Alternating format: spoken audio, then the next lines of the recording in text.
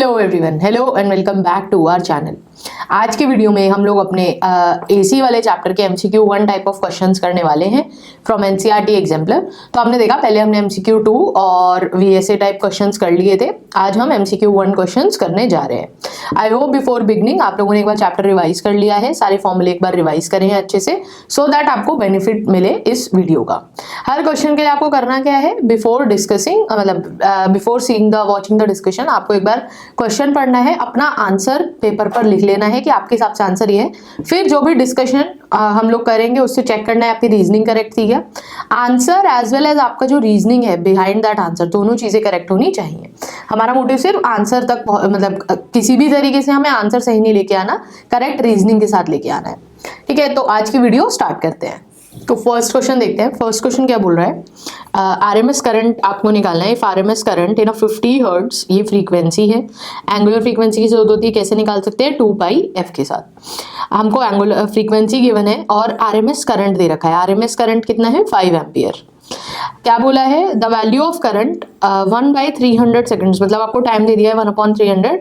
आपसे पूछा है कि 1/300 सेकेंड्स के बाद, किसके कब बाद, जब करंट की वैल्यू 0, यानी कि एसी सर्किट है, अगर AC type of current source है तो मान लीजिए जब यहाँ पे करंट की वैल्यू 0 हो गई, इसके 1/300 सेकेंड्स के टाइम के बाद पूछा है कि वैल्यू क्या हो जाएगी करंट की। तो हमें पता है करंट के लिए जनरल फॉर्मूला क्या होता है, मतलब अगर एसी करंट सोर्स है तो I0 sin omega T, correct. Peak current अब हम कहाँ से लेके सकते हैं, हमें टाइम गिवन है, हम ओमेगा निकाल सकते हैं फ्रीक्वेंसी की हेल्प से। पीक करंट कहां से लेके आएंगे, मुझे आरएमएस करंट पता है। आरएमएस करंट क्या होता है, पीक वैल्यू डिवाइडेड बाय √2, यानी कि एम्पलीट्यूड डिवाइडेड बाय √2।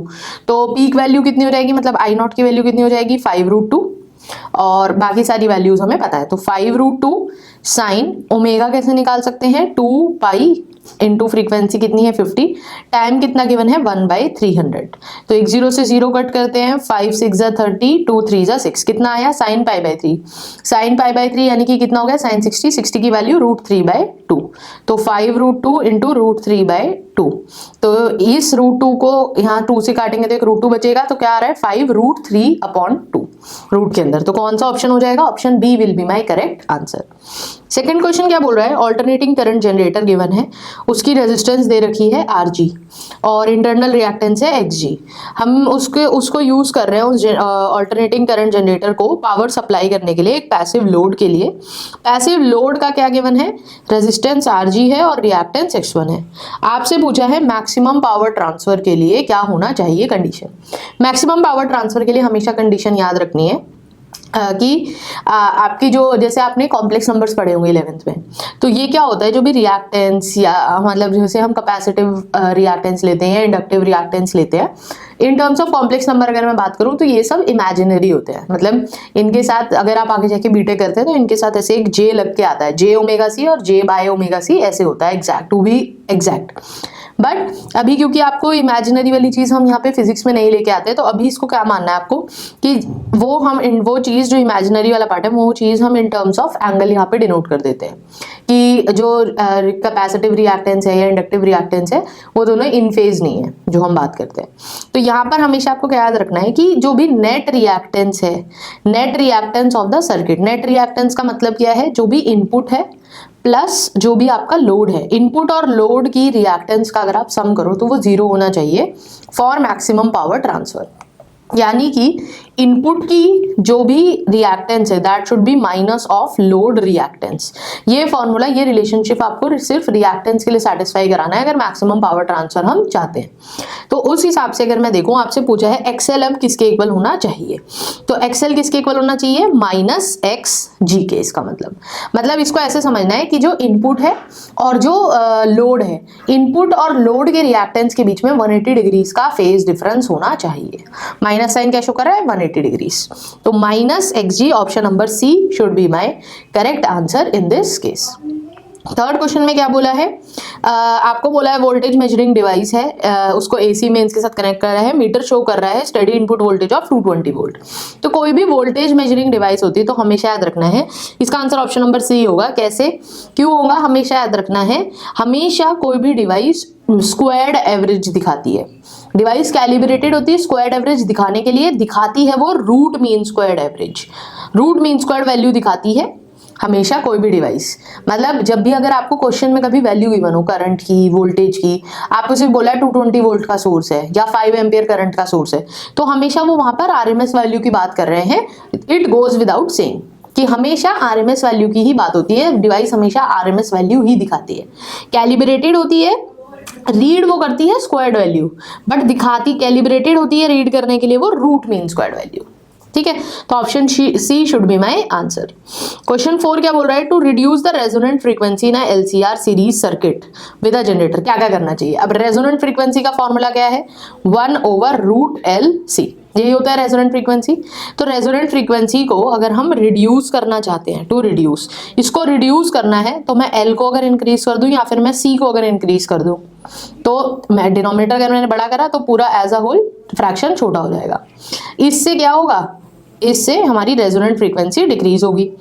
अब L बढ़ाने के लिए यानी कि इंडक्टेंस बढ़ाने के लिए मुझे क्या करना चाहिए, मुझे सीरीज कनेक्शन में बिठाने चाहिए।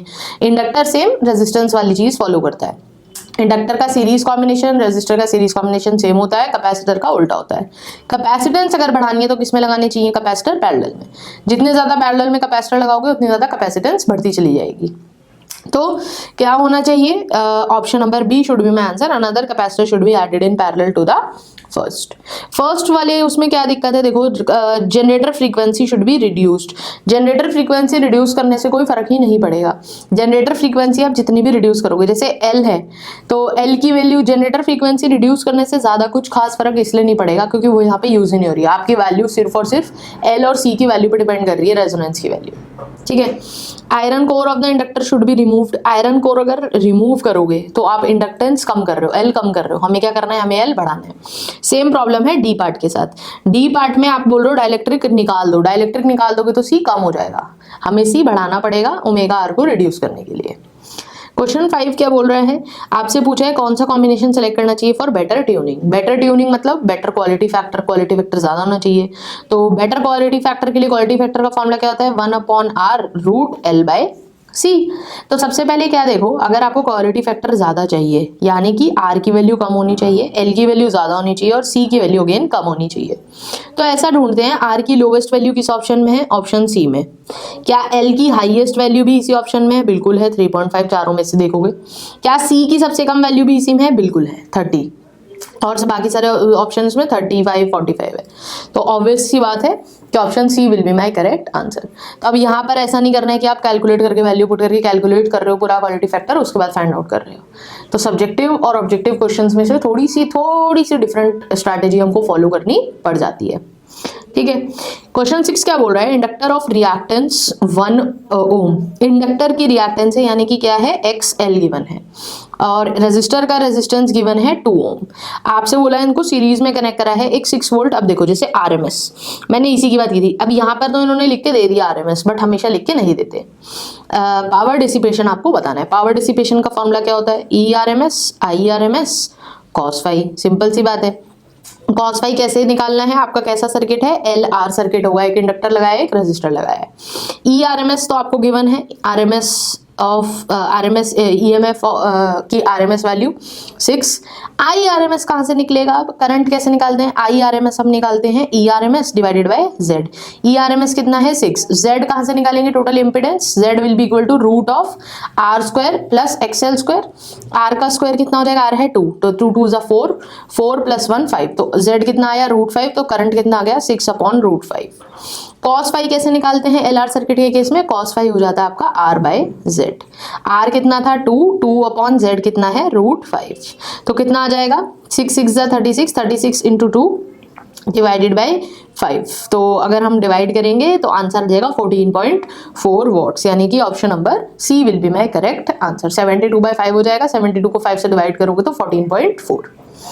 लास्ट क्वेश्चन क्या बोल रहा है, output of a step down transformer is measured to be 24 volt. ये आपका आउटपुट है कब, जब आप उसको 12 वॉट पावर के लाइट बल्ब के साथ कनेक्ट कर रहे हो। ठीक है, तब उसकी जो आउटपुट वैल्यू है, आउटपुट वोल्टेज की वैल्यू वो 24 वोल्ट आ रही है। आपसे पूछा है पीक करंट की वैल्यू कितनी हो जाएगी इस सिनेरियो में। तो पावर कैसे निकालते हैं, टोटल जो पावर है, पावर होनी चाहिए थी आपकी इसको ऐसे लिखते हैं, पावर होनी चाहिए थी आपकी V इंटू आई, वी आई से पावर निकालते हैं। आउटपुट वोल्टेज कितनी है 24, करंट आपसे पूछा है, पीक वैल्यू ऑफ करंट पूछी है और पावर आपको गिवन है, पावर कितनी है 12 वॉट। तो अगर मैं यहाँ से निकालूं तो पहली बात मेरे को किस करंट की वैल्यू मिलनी चाहिए, तो मुझे यहाँ से क्या मिलेगी, RMS वैल्यू मिलेगी अगेन। क्यों, क्योंकि 24 वोल्ट जो है वो RMS वैल्यू होगी, जैसे मैंने अभी आपको थोड़ी देर पहले बताया था, ये RMS वैल्यू है, तो मुझे करंट की भी RMS वैल्यू ही मिल रही है। ठीक है, तो पहले RMS करंट निकाल लेते हैं। RMS करंट कितना आ गया 0.5 एम्पियर, 12/24। मुझे क्या निकालना है, मुझे क्वेश्चन में पूछा है पीक वैल्यू, तो पीक करंट क्या होगा I not is equal to IRMS multiplied by √2। तो आंसर कितना आ गया 0.5 इंटू √2 यानी कि 1/2 इंटू √2, तो 1/√2 विल बी माई आंसर, यानी कि option number A will be my correct answer in this case. So this was all about our today's video. I hope आपको एक अच्छा रिवीजन मिला होगा सारी ही कॉन्सेप्ट्स का इस चैप्टर के, आपको हेल्प हुई होगी एंड प्रैक्टिस हुई होगी एक अच्छी सारे ही क्वेश्चंस की। ऑल्दो 7 MCQ क्वेश्चंस ही थे, but NCERT questions are very important from the point of view specially of your board examination. Board के पेपर के लिए बहुत इंपॉर्टेंट है कि आप NCERT एग्जाम्पलर सारे चैप्टर्स की कंप्लीट करके जाएं। Thank you so much for watching the video, see you in the next video.